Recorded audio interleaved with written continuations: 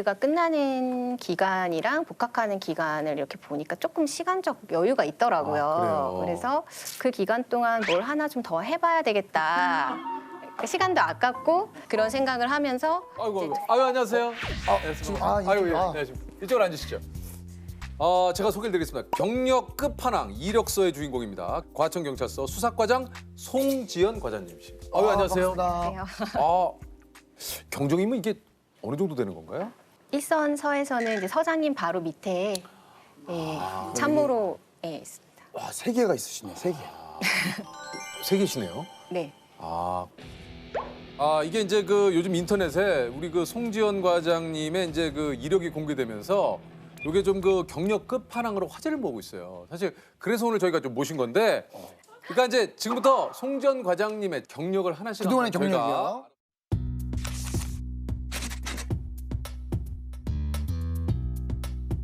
원래 꿈이 뭐셨는지. 저는 원래 꿈은 화가였습니다. 아 그래요? 네. 중고등학교 때부터 다 전공을 미술로 정해서 예. 한국 화를 전공했습니다. 한국 화를 네네. 대학교에서요. 네네네.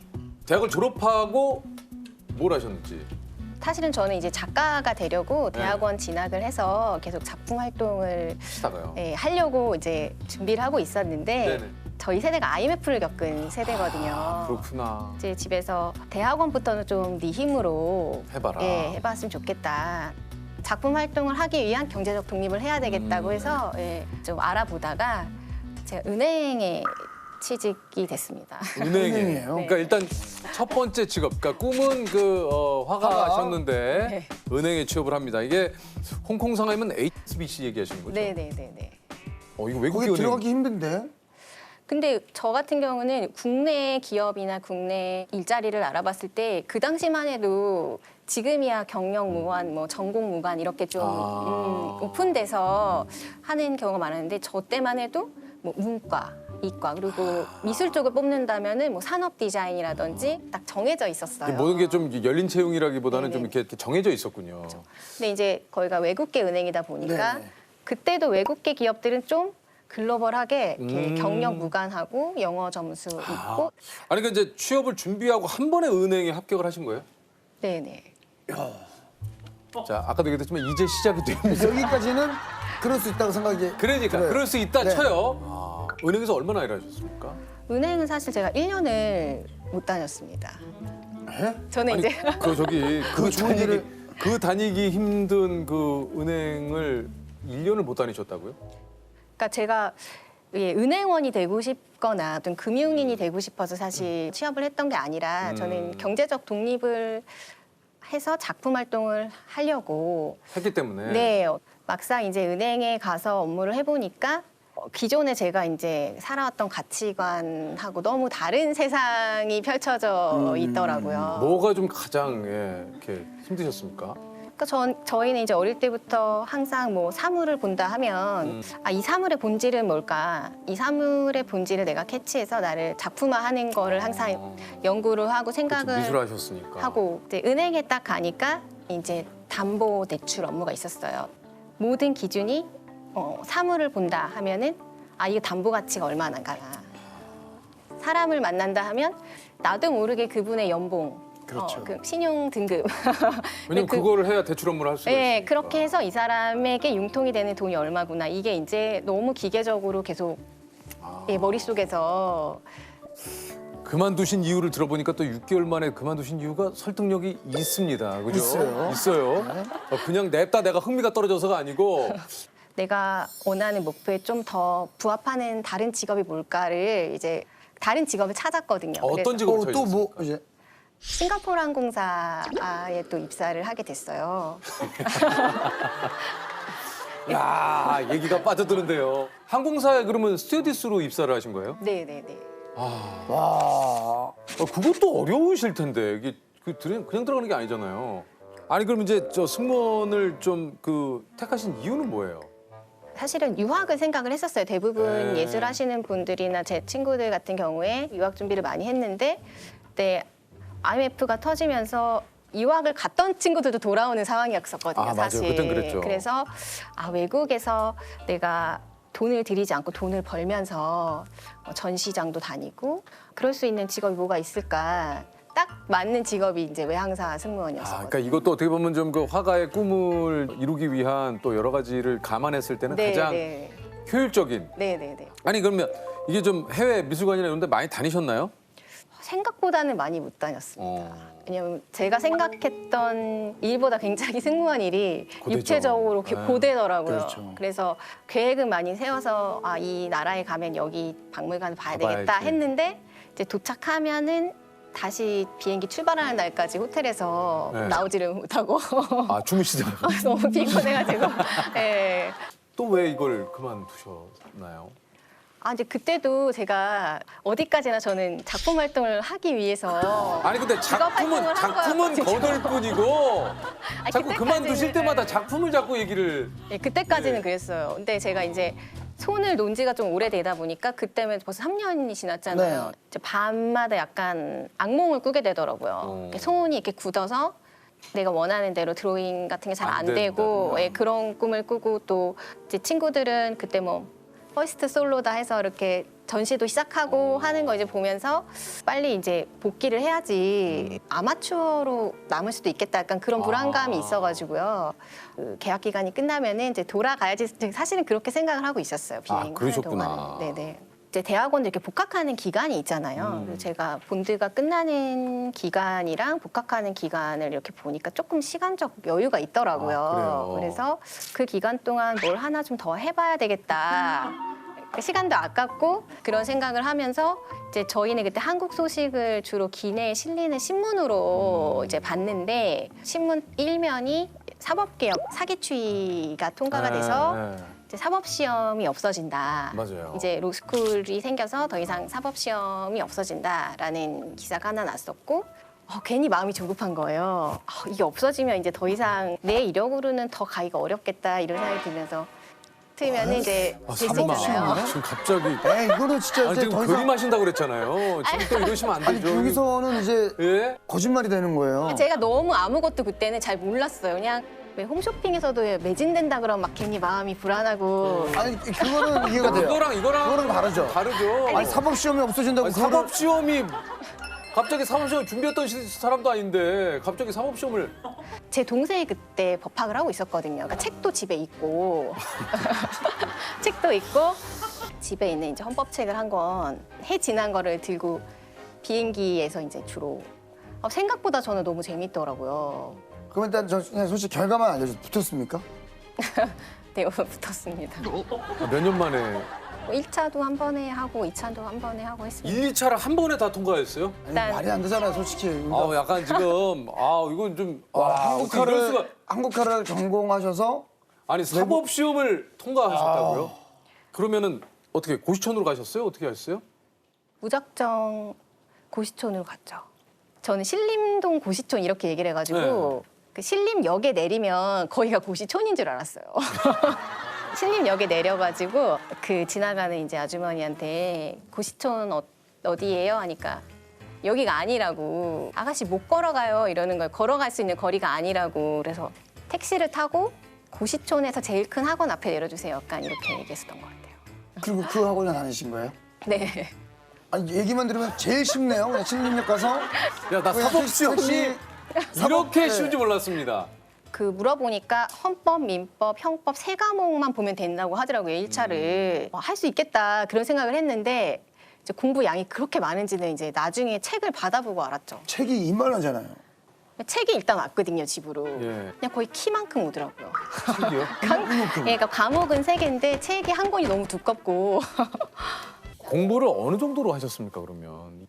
눈 떠서 잘 때까지 그날 봐야 되는 분량은 다 보고 잤어요. 그럼 눈 떠서 잘 때까지가 몇 시부터 몇 시까지? 저는 지금도 사실 공부하면 저 10시부터 새벽 4시까지 하거든요. 밤 10시부터 새벽 4시? 제 아침에 예. 아침 10시부터요? 네. 아침 10시부터 새벽 아침에는 4 일찍이 잘 시까지요? 못 일어. 네네네. 제가 1년을 나눠봤거든요. 이 책 페이지 수와 과목과 시험 일정을 365일로 나눠보니까 그날 소화해야 되는 분량이 딱 정해져 있는데 그럼 그런 오늘 얼마나 보고 그거를 다 습득을 시키는 거예요? 몇 페이지나? 보통 뭐 200페이지, 뭐 300페이지 근데 그게 중요한 게 아니라 그 하루에 200페이지, 네, 400페이지. 그날 배우는 과목의 그 쟁점을 정확하게 이해하고 이제 문제 풀이까지 다 돼야지만 되는. 근데 안타까울 때도 있었어요. 예. 그렇게 안 했으면 1년 안에 끝냈겠습니까 이게? 대단하십니다 진짜. 아. 집에 딱 방에 들어오면 집이 아니고 방인데 그때는 방에 들어오면은 이렇게 권투 선수가 하루 종일 링에서 막 맞고 들어오는 느낌? 아, 오늘도 예, 여기까지 봤구나. 그 사실 제가 법학 학점도 없었거든요. 학점도 사실 그 1년 내에 다 따야 되는 상황이었었고 아, 그럼 어디 가서 따요? 그건? 뭐 독학사로 따는 경우도 있고요. 사이버 대학이나 아니면 학점은행에서 따는 경우도 있고. 학점은행은 어떻게 뭐 대출을 해주는데? 학점을 대출을 해주나요? 뭐 담보를 맡기는 건가요? 어떻게 하는 거예요? 보통 그거를 1년을 하니까 너는 올해 시험을 보지 말고 올해는 학점만 다 따고 그 내년부터 공부를 하라고 했는데 한꺼번에 했죠. 아우. 2차 시험 보기 한 40일 전부터 제가 밥을 안 먹었거든요. 왜요? 밥을 먹으면 졸려가지고 그런 거 있잖아요. 그래가지고 한 40일을 어떻게 밥을 안 먹고? 슈퍼에서 이렇게 삼립빵 중에서 이렇게 슈크림 이렇게 6개 들어서 나오는 거 있거든요. 네. 그거를 조금씩 띄워 먹으면서 40일 정도 공부만 했었어요. 그래서 머리카락이 많이 빠지고. 아, 조금이라도 졸릴까 봐. 그러니까 제가 어릴 때 이제 그림을 해보니까 정말 재능이 있는 사람이 있어요. 그걸 정말 극복하기가 쉽진 않거든요. 근데 극복할 수 있는 방법이 딱 하나가 있는데 뭐예요? 양으로 승부하는 거예요. 예를 들어 이 사람이 한 장 그릴 때 나는 100장을 그리면 그 100장을 그린 데서 오는 힘이 남들 책 한 권 볼 때 나는 2권 보고 남들 판례집 한 권 보면 나는 2권 보고 이렇게 해서 내가 질이 안 되면 양으로 승부를 하니까 되더라. 약간 그런 나중에는 정말 그 고시업 방문을 발로 차면서 나왔거든요. 왜요? 너무 힘들어가지고. 아니 근데 또 지금 경찰 시험을 또 보신 거예요? 네네. 어우. 어유. 아니 그 어디야? 아니 사법시험에 붙어 그러면 뭐 어떻게 된 겁니까? 그것 좀 얘기를 해주세요. 네, 로펌에 가서 변호사 생활을 하다가요. 3년 정도 하다가 이제 처음에는 좀 재밌었어요. 왜냐하면 필드를 뛴다고 하잖아요. 이제 재판을 뛰니까 재미있더라고요. 근데 제가 좀 회의를 느끼게 됐던 게 변호사들이 선임 계약이라든지 수임료에서 자유롭기가 사실 쉽지가 않거든요. 근데 뇌물죄로 이렇게 재판 받으셨던 분이었는데 이제 수사 단계에서부터 제가 조력을 했었는데 검사 앞에서 이렇게 눈물을 흘리시고 판사 앞에서도 눈물을 흘리시고 선처를 구하시고 그러시는데 다시 돌아오는 차만 타면 저한테 아니 검사 판사들 너무 세상 물정을 모르는 거 아니에요? 요즘에 뇌물 안 주면 누가 그 공사를 줘요. 그런 얘기를 하시는 거예요. 무섭다. 그러면 저는 이제 그쵸 또 그렇게 생각하실 수도 있죠. 이렇게 되는 거예요. 왜냐면 의뢰인이니까 그 사람이 검정색이어도 나는 회색이라고 말을 해줘야 되는 그렇죠. 사람이니까 예. 예, 그게 좀 반복되면서 실체적 진실을 발견하는 게 더 행복하겠다. 경찰 일을 하신 지는 몇 년이나 되셨습니까? 저는 이제 2014년도에 배명을 받았으니까요. 이제 꽤 오래된 6년. 6년 정도, 7년 정도. 뭐 지금까지 제 입장에선 되게 오래 어우, 했는데 진짜 저는 이제 현장에서 하는 수사를 하고 싶어서 사실 경찰에 지원을 했고 이제 저희 같은 입직 경로는 이제 처음 2년 정도는 서초나 강남 큰 경찰서에서 이제 경제범죄 수사를 담당을 하게 돼요. 그래서 제가 법조에서 바라봤을 때하고 실제 실무를 하는 경찰에서 봤을 때하고 현실과 이제 수사 실무랑 또 우리나라 형사사법 체계랑 좀 괴리가 굉장히 많이 있더라고요. 형사소송법 체계는 검사가 수사의 주재자이고 경찰은 검사의 지휘를 받아 수사한다 이렇게 되어 있어요. 근데 실제로는 우리나라 형사사건의 98%는 경찰이 수사를 하거든요. 근데 어떤 결정이나 의견을 내릴 때 있어서는 협력 관계가 아니라 그러니까 지휘복종 그렇죠. 관계 안에서 어떤 경우는 실체적 진실이 왜곡되기가 쉬워요. 이 문제를 내가 한번 바꿔봐야 되겠다. 그러려면 제가 일선 서에 있을 수가 없잖아요. 왜냐면 그 업무는 청 단위로 들어가야 됐었어요. 됐죠. 그래서 지원을 하고 가시게 된 거군요. 네. 협의회 차원에서 그게 의견 교환이 이루어져야 되는데 저희가 한 3명 정도 가고 또 검찰 쪽에서 그 업무를 담당하시는 검사님들 3분 정도 나오셔가지고 같이 풀어야 되는 현안들에 대해서는 이제 논의를 하고요. 기소의 출발이 영장이라고 한다면 청구권은 당연히 이러한 폐단을 없앨 수 있는 쪽이 행해야죠. 모든 영장은 태생부터가 기본권 침해고요. 조서 내용을 주관식으로 검토할 절차는 반드시 필요합니다. 검찰 혼자 무슨 인권 보호기구냐 하는 게 말이 되나요? 아니 경찰이 요청하는 게 영장 발부권이 아니라 청구권이잖아요. 청구권. 법리 판단을 하겠다는 게 아니라 판단을 받겠다고요. 법원한테 직접. 예를 들어 경찰은 공판 이후의 단계를 잘 모르고 또 법조계에서는 전에 실제 현장을 잘 모르니까 좀 저도 경찰은 지금 경찰이지만 변호사를 했었고 그나마 2개를 다 경험을 하고 있으니 조금 더 객관성이 있다라고 좀 들어주신 부분이 있었던 것 같습니다. 70년 만에 처음으로 검사와 경찰의 관계가 이제 지휘의 대상이 아니라 이제 협력의 관계로 이제 바뀌었잖아요. 그런 부분에 되게 감격스럽고 이제 경찰이 잘해서 이제 국민들 신뢰를 얻는 일이 남았죠. 우선은. 네. 얘기 중에 죄송한데 그림은 어떻게 된 겁니까? 근데 제가 그 전까지는 이제 이 계속 정도면 그림이 섭섭해하겠어요. 아니 진짜 근데 법학으로 제가 바꾸고 나서는 아예 그쪽은 악몽을 안 꿨어요.